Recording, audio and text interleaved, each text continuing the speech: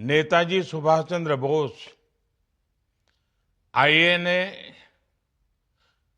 Trust के अध्यक्ष brigadier RS Chhikara जी भारतीय स्वतंत्रता आंदोलन के सहभागी और आईएनए के शाश्वत पुरुष लेफ्टिनेंट आर माधवन जी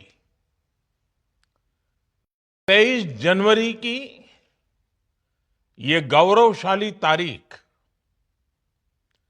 नेताजी सुभाष चंद्र बोस की जन्मजयंती, नेताजी का पराक्रम, उनका शौर्य। आज की ये तारीख हमें प्रेरणा भी देती है, हमें नेताजी के प्रति श्रद्धा भाव से भी भरती है। साथियों, बीते वर्षों में पराक्रम दिवस देश की राष्ट्रीय भावना का, नेशनल स्पिरिट का एक अभिन्न पर्व बन गया है। ये एक सुखद संयोग है कि 23 जनवरी को पराक्रम दिवस, 25 जनवरी को मतदाता दिवस, 26 जनवरी को गणतंत्र दिवस, 29 जनवरी को बीटिंग रिट्रीट और फिर 30 जनवरी को पूज्य बापू की पुण्यतिथि तक गणतंत्र का महापर्व मनाए जाने की एक नई परंपरा बन गई है। मैं इस अवसर पर आप सभी को और सभी देशवासियों को पराक्रम दिवस की अनेक अनेक शुभकामनाएं देता हूं। भाइयों बहनों, साल 2026 में पराक्रम दिवस का मुख्य आयोजन अंडमान निकोबार में हो रहा है। शौर्य, पराक्रम और बलिदानों से ओतप्रोत अंडमान निकोबार का इतिहास, यहां की सेल्यूलर जेल में वीर सावरकर जैसे अनगिनत देशभक्तों की गाथाएं, नेताजी सुभाष चंद्र बोस से इसका संबंध, ये बातें पराक्रम दिवस के इस आयोजन को और भी खास बनाती हैं। अंडमान की धरती इस विश्वास का प्रतीक है कि स्वतंत्रता का विचार कभी भी समाप्त नहीं होता। यहां कितने ही क्रांतिकारियों को यातनाएं दी गई, यहां कितने ही सेनानियों के प्राणों की आहुति हुई, लेकिन स्वतंत्रता संग्राम की चिंगारी बूझने की जगह और तेज होती चली गई। और उसका परिणाम यह हुआ कि अंडमान निकोबार की यही धरती आजाद भारत के प्रथम सूर्योदय की साक्षी बनी। 1947 से भी पहले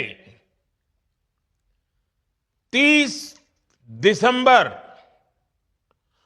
1943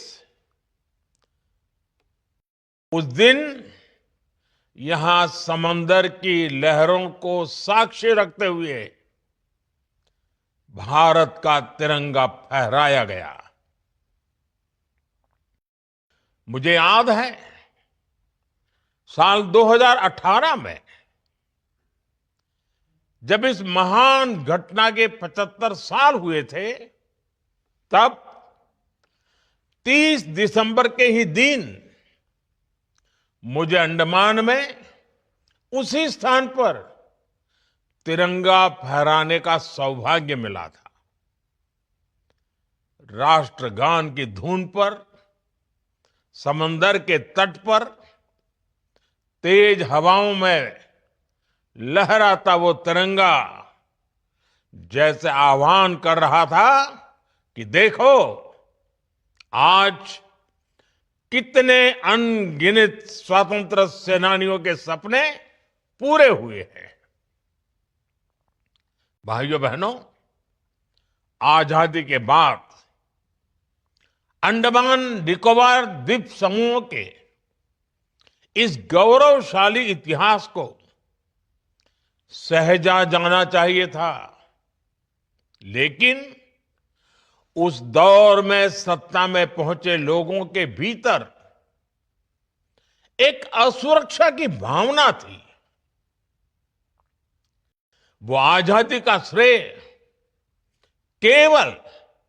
केवल एक परिवार तक सीमित रखना चाहते थे। इस राजनीतिक स्वार्थ में देश के इतिहास की उपेक्षा कर दी गई। अंडमान निकोबार को भी गुलामी की पहचान से जुड़ा रहने दिया गया। इसके द्वीप आजादी के 70 साल बाद भी अंग्रेज अधिकारियों के नाम से जाने जाते थे। हमने इतिहास के इस अन्याय को खत्म किया। इसलिए पोर्ट ब्लेयर आज श्री विजयपुरम बन चुका है। श्री विजयपुरम, ये नया नाम, ये पहचान नेताजी की विजय की याद दिलाती है। इसी तरह दूसरे अन्य द्वीपों के नाम भी स्वराज द्वीप, शहीद द्वीप और सुभाष द्वीप रखे गए। साल 2023 में अंडमान के 21 द्वीपों के नाम भी भारतीय सेना के जांबाज वीर पुरुष 21 परम वीर चक्र विजेताओं के नाम पर रखे गए। आज अंडमान निकोबार के गुलामी के नाम मिट रहे हैं। आजाद भारत के नए नाम अपनी पहचान बना रहे हैं। साथियों, नेताजी सुभाष चंद्र बोस आजादी की लड़ाई के महानायक के साथ ही स्वतंत्र भारत के महान स्वप्न दृष्टा थे। उन्होंने एक ऐसे भारत की संकल्पना की थी जिसका स्वरूप आधुनिक हो और उसकी आत्मा भारत की पुरातन चेतना से जुड़ी हो। नेताजी के इस विजन से आज की पीढ़ी को परिचित कराना हम सभी का दायित्व है। और मुझे खुशी है कि हमारी सरकार इस दायित्व को बखूबी निभा रही है। हमने दिल्ली के लाल किले में नेताजी सुभाष को समर्पित म्यूजियम का निर्माण किया है। इंडिया गेट के समीप नेताजी की विशाल प्रतिमा लगाई गई है। गणतंत्र दिवस की परेड में हिंद फौज के योगदान को भी देश ने याद किया है। हमने सुभाष चंद्र बोस आपदा प्रबंधन पुरस्कार भी शुरू किए हैं। ये विभिन्न कार्य केवल नेताजी सुभाष चंद्र बोस का सम्मान ही नहीं है, ये हमारी युवा पीढ़ी के लिए और भविष्य के भी अमर प्रेरणा के स्रोत है। अपने आदर्शों का ये सम्मान, उनसे प्रेरणा यही विकसित भारत के हमारे संकल्प को ऊर्जा और आत्मविश्वास से भर रहा है। साथियों, एक कमजोर राष्ट्र का अपने लक्ष्यों तक पहुंचना मुश्किल होता है। इसलिए नेताजी सुभाष ने हमेशा सशक्त राष्ट्र का सपना देखा। आज 21वीं सदी का भारत भी एक सशक्त और दृढ़ प्रतिज्ञ राष्ट्र के तौर पर अपनी पहचान बना रहा है। अभी अभी आपने देखा है, ऑपरेशन सिंदूर भारत को जख्म देने वालों के घर में घुसकर हमने उन्हें तबाह कर दिया। भारत आज शक्ति बढ़ाना भी जानता है, शक्ति संभालना भी जानता है और उसका इस्तेमाल करना भी जानता है। नेताजी सुभाष के समर्थ भारत के विजन पर चलते हुए आज हम डिफेंस सेक्टर को आत्मनिर्भर बनाने में जुटे हैं। पहले भारत सिर्फ विदेशों से हथियार मंगाने पर आश्रित रहता था। आज हमारा डिफेंस एक्सपोर्ट 23,000 करोड़ को पार कर चुका है।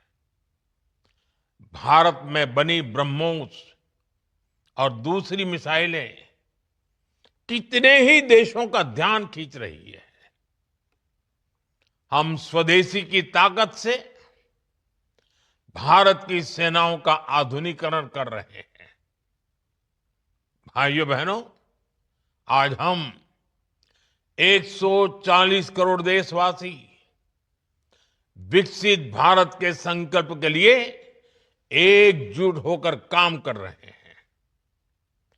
विकसित भारत का ये रास्ता आत्मनिर्भर भारत अभियान से मजबूत होता है। इसे स्वदेशी के मंत्र से ताकत मिलती है। मुझे विश्वास है, विकसित भारत की इस यात्रा में पराक्रम दिवस की प्रेरणा हमें निरंतर इसी तरह बल देती रहेगी। मैं एक बार फिर आप सभी को नेताजी सुभाष की जन्म जयंती की बहुत बहुत बधाई देता हूं। भारत माता की जय।